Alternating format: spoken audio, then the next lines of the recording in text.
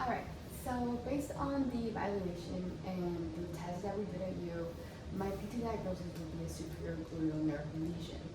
That is the nerve that innervates your muscles glute mid and glute minimus, and those are the ones that usually help you with abduction, that is putting your leg outwards, away from your midline.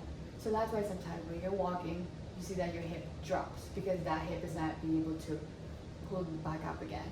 So that's something we can work on. I would probably want to see you at least twice a week so we can work on strengthening those muscles. I would want to do some ease them to strengthen those muscles with Russian or post-biphasic wavelengths. We can also do therapeutic exercises.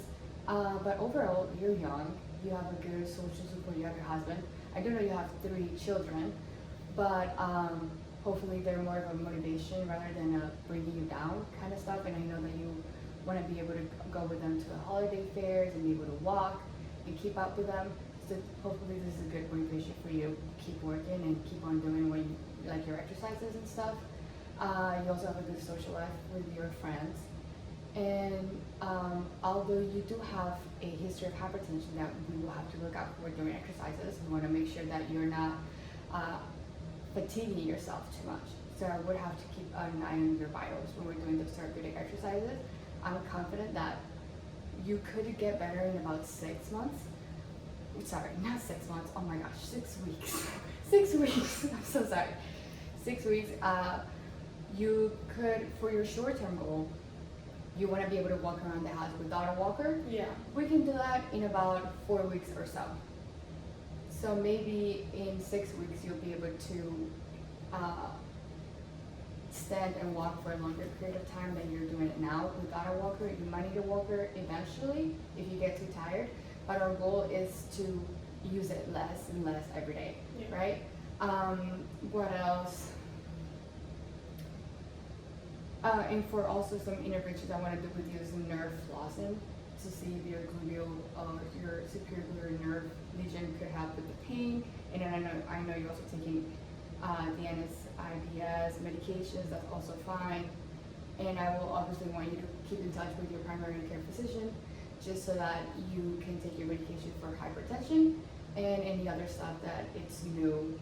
And every 2 weeks or so, we can like reassess your MMT and your GONI values and see whether we have improved, whether we have not improved, and make any modifications based on that. Do you have any questions or concerns? So you said about 6 weeks. So you think that like by early December, like with the holiday parade, like I should be able to kind of do at least a couple like short distances without the walker? Definitely. Short distances, yes. I was just gonna say that like it's important to be optimistic, but it's also important to be realistic, right? So obviously short distances, I trust that you can do that, you will be able to do that. Long distances, however, probably not in 6 weeks. Okay. I guess I can ask you again as we get like closer, but should I just have my husband like keep the walker with him then, or like can you talk to him about that? Because I know that if I ask him to do that, he's gonna be like just use the walker, and I think that I really do want to be independent. I want to not have a walker in these photos. I'm in my 40s, for Pete's sake. Like, yeah. I don't want this to be like the way that my kids remember this Christmas. No, like I totally understand that. Something you could do is keep the walker in your car. So that way, if you see that you're getting tired or you're feeling any pain, you can tell your husband to go pick it up, and he goes pick it up, and like you probably put it inside for pictures if that's like a big deal to you.